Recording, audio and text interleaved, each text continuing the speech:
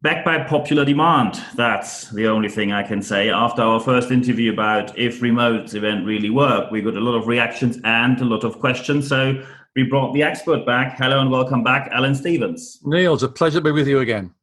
Thank you very much for taking the time again. We received quite a number of reactions about online events, and it looks like that a handful of organizations did quite well, but many of them struggle in one way or the other to really get it off the ground. And I think we should just start with talking about their question. Is that okay for you? Okay, far away. Yeah. So question number one is, people say it is quite hard to find a good opening. Normally they had some sort of video or an inspirational speech, and they say it simply doesn't work that way when they're online, and suddenly everything feels very formal and people don't get into the mood, into the groove of a proper meeting. So how to open an online event to get people event feeling? Yeah, well, it's a very good question, actually, and I would agree with people. It is much more difficult to create that kind of buzz when you're online. So again, I come back to my metaphor that I've used before. We've talked about this before, and the metaphor is of a TV show. A TV show, when it starts, it always trails what's coming up. Yeah. So you're always talking about, what's going to happen, who's going to be the star of the show, what's going to happen later on. We're going to have this, we're going to have that, we're going to have the other, we're going to start with this. In other words, all TV and radio shows tend to begin with a trailer, a teaser, if you will. And I think an online event can work in exactly the same way. So if you start to set up the various things that are going to happen to give people something to look forward to, it's much more effective than the sort of thing you would do in a face-to-face event, as you say, a motivational speech or something like that. So when we find a proper opening and we go from one speaker to the other, people often said it feels like there is not a proper transition, not a proper segue. It feels a bit like, we have that speaker and our next speaker is XYZ and our next speaker is XYZ. So it again feels very stiff, very planned. Planned is not particularly bad, but it doesn't feel like there's a proper transition between different speakers. What is your suggestion? How could this be handled well? Well, again, I use the analogy or the metaphor of the media, and that is that of a link presenter. It's not quite the same as an MC. An MC is somebody who tends to come on stage, tends to kind of gee up the crowd a little bit, and sometimes summarize at the end of a speaker. A link presenter is different. A link presenter will quite often have somebody else alongside them. You may have two people who will discuss what's happened. They might be, again, doing some throw forwards to talk about what's coming up later in the day. And maybe talk about something which is an aside, something else which has occurred, which is not necessarily relevant to the speakers. In other words, it's not just, thank you very much, here's somebody else coming on, here's their biography, here's the number of books they've written, which is frankly pretty dull. We don't want that sort of thing. Exactly. We want people to engage our interest, and that's why link presenting is probably a better way to look at it. So when we now have this kind of transition done, people had a lot of questions about tech. And they say there is a lot of stuff to get the interaction started, but they feel a bit overwhelmed. And also they said that, especially when now online events are the next new thing which you should do as an organization, people say it's a bit like the shiny new object syndrome, where they say not only do we have to implement hundreds of tools, also the risk of technical failure just goes through the roof. That's right. How do I find the right amount of, let's say, interaction, new tech stuff, but without overloading the meeting, only with pointless apps and similar? Well, again, very, very good question. I mean, one thing is to rely on somebody's experience. Talk to someone who's done it before. And they're not necessarily a traditional event organizer, nor a traditional technician. I mean, there's a new breed of people coming through who understand how online events work. There are a number of systems that are out there at the moment that will be fairly easy to use. But again, you've got to know how to use them. So one thing I would say is talk to an expert. Find someone who's done this before. Also, you'd expect me to say this, join my remote speaking group on Facebook. Yeah, of course. A huge amount, as you know yourself, Niels, a huge amount of expertise and free advice in there about how you can run events more effectively. A lot of it's to do with practice, but my guideline would be to keep it simple. Don't try and introduce more than one new thing at each event. If you want to try out an app, a voting app perhaps, or something to give people different camera angles, try that one thing out. Don't bring in a lot of innovation at the same time. Keep it as simple as possible.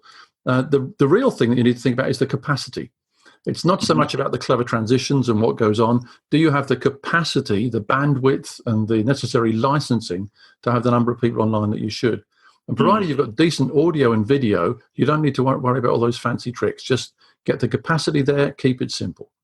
Yeah, excellent. And yes, I know the Facebook group is very good. And what I really appreciate about the group is that there's no commercial activity allowed. That's right. So it's really about the content and not about someone selling something. That's absolutely right. Another question which came up was about the online host. So we said last time we should have an online host, and people said there are two problems. Normally, when they say we should have a proper MC, a proper host of the event, often they then meet the financial department or even their leadership team, and they say either we don't have a budget for that, or they say just take someone from internal. Someone is going to do that. It's something we often hear, isn't it? Yeah. Oh, that's right. Yeah, Karen from accounts can do that. She's quite good at speaking. And it never really works, does it? It never really works. And I think obviously there's a conversation about the investment. And I always, whenever I'm having these conversations, because I do that sort of thing myself, as you know, I talk to people about what if you didn't have anybody? And what if something went wrong? You see, the value of having a professional host, a professional link person, is not about an event that runs perfectly smoothly, because anybody can do that. It's about when something doesn't go smoothly, when the timing's off, when the technology isn't working properly, when a guest hasn't turned up. Those are the times when you find that a professional host will manage perfectly, almost as though nothing went wrong, whereas somebody who is not professional, somebody who is just saying, put their hand up and said, well, I've done that at a Christmas party, I'll be fine, they're going to flounder, they're going to struggle. So I think the conversation needs to be had. What if it goes wrong? What if everything doesn't run perfectly? Do a quick risk analysis. You'll find there are a number of points of failure that a professional will get you through. And we have an additional question with that. So let's say you have arbitrary name. Let's say you either have Carl from accounts or you have James from the sales team, who is very extroverted, who loves to be on stage. How do you politely tell these people we prefer to have someone else without putting them off the event? I think it's a tricky one, isn't it? Because obviously you don't want to hurt people's ego. You don't want to put them down. I think what you would say to people is, look, this is not the event for the kind of presentation that you do. People are going to run a series of events across a year, and not every event is suitable for every person, and not every person suitable for every event. So I think what you need to say is, we are trying to find the best fit for the best possible outcome for the people who are attending this event. And if that means that somebody who's full of ebullience and jumps up and down and throws things around is not the right person, then they've just got to accept that. Yeah, excellent. Well, one question I think is not even particularly linked to online events, but people like to have your experience and your knowledge about that. They say, how do we handle diversity, especially today with online events? Should we set a quota? And then, of course, I got a couple of emails, which I couldn't believe, where they say, in the financial industry, we don't have that many female experts, which I think is utter nonsense. It's very interesting, Niels. As you know, from time to time, I publish the demographics of the remote speaking group. Over 1,500, nearly 1,600 people in now. Yeah. 55% of those are women. Yeah. There's a lot of diversity in the group as well. The people are there. People are out there. You don't have to look very hard to find people who, of all sorts. Obviously, we want the best person for the event. We don't want tokenism. We don't want quotas necessarily. But what we want are people who can do a professional job. And believe me, those people are there. You don't have to look very hard, but you do have to look a little bit. Okay, so in your opinion, it is because some people say when it's, and that is, I'm going to, if it's only an online event, isn't it okay when we have an all-male lineup? My answer is a clear no. No. What is your take on that? No, of course it's not. Okay. Of course, it doesn't matter if it's not only online. It's any event, isn't it? I mean, there's the pledge that we sign. Many of us sign not to appear on all male panels and so on, or all male events, and there's no reason why you should. There are so many good speakers of all types, genders, sexualities, races, religions. It doesn't matter. There are so many good speakers around that if you're saying all I'm going to have is white men for an event, you're really not trying hard enough. Yeah, excellent. I fully agree. Of course, a couple of people ask, are they allowed to, when they look for speakers, remote speakers, are they allowed to post that in the remote speaking group? I'm not sure. Are they allowed to do that? Uh, I think it's really well. The word is check with the admin team, which is me and 6 other people. Sometimes we say it's okay if you're genuinely looking for speakers to fill in the event and you don't know where to find them. Then by all means, we will allow you to post that and we will help you out. Mm-hmm. What we're against, as I know you know, is anybody who's trying to use that for some kind of commercial activity. If they're trying to get people for free that they should be paying for, if they're trying to exploit people, then we're not going to allow that to be posted. Yeah, and that's good because professionals get paid. That's correct. That's why we're professional. Yes, exactly. And now, of course, people ask, what is the maximum duration for an online event? And some people ask, can we do an 8 hours event? Won't people get tired? Then, of course, they talked about Zoom fatigue. Is it more 2 hours, 4 hours, 6 hours? What is your take on the maximum duration of an event? Because people, of course, know that on-site events sometimes start at 8 a.m. in the morning, end at 10 p.m. in the evening. They do. That's right. So how is that online? Well, I think there's a great phrase in professional speaking that you should stop talking before the audience stops listening.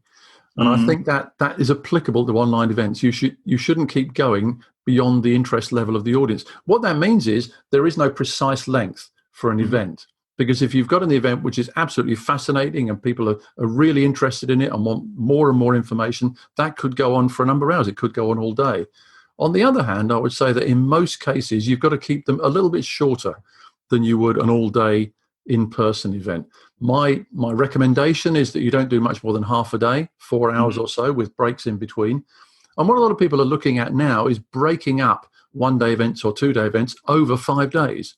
Yeah. 7 days, having a 90-minute session or a 2-hour session at a regular slot each day, which can be a lot more convenient for the people who are attending the event as well. So I think we've got to be a bit flexible about design. I don't think there's a perfect length or an optimum length, but I think you've got to be aware of the type of event and how that works for the audience interest. Excellent. And that transitions very well into the next question, because people ask, when we have a couple of speakers, and of course they sometimes topics are very dry. Should speeches be shorter when they're online? And people said sometimes we had 90-minute speakers, we had 30-minute speakers. When it's online, does it need to be shorter, longer? What is your take on that? Well, as I come back to the fact it needs to be interesting. You know, I can listen to somebody for an hour if I'm fascinated by what they're talking about. On the other hand, if I'm not very interested, 10 minutes is way too much. But as a general rule, I would say that you do need to develop shorter sessions and put some breaks in for reflection and conversation and maybe for some chat. So in terms of, let's say we take a typical 45-minute keynote, which many speakers are used to, I would break that down into 3 15-minute sections or 3 13-minute sections with a little break between each, just to check what the audience has said and leave yourself a little bit of time for responding to any audience queries. I think it's a different dynamic, and therefore you need to treat it in a different way. And certainly coming back to the analogy of TV or radio, sections would be broken up. You wouldn't have a monologue for 45 minutes on the radio or on television, so you shouldn't do it online. Break it up, give the audience a chance to interact, keep them interested. Yeah, excellent. One question, which is, I think, particularly tricky, but sorry, I have to hand it over to you. Someone asked, they had a couple of speakers which, in their opinion, were a safe bet. They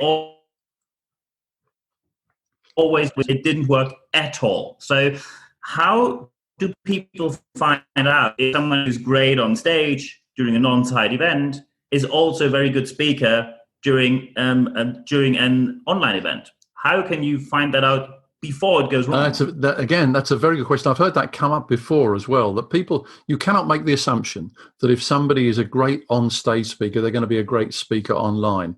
Yeah. So obviously you talk to them, you take referrals. I would ask people, if you hadn't seen them before, I'd ask them to submit a video.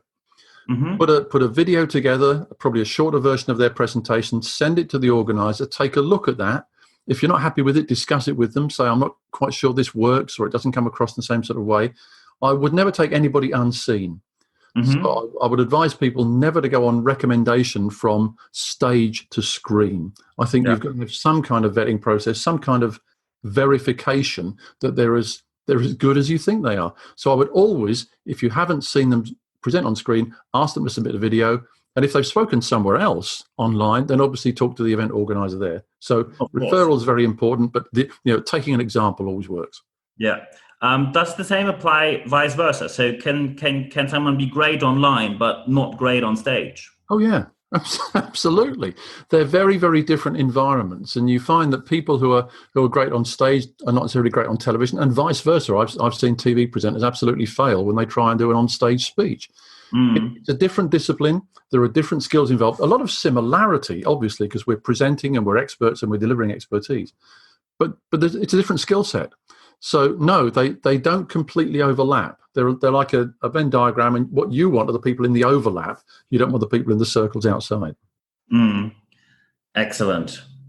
Second last question we have for today. Okay.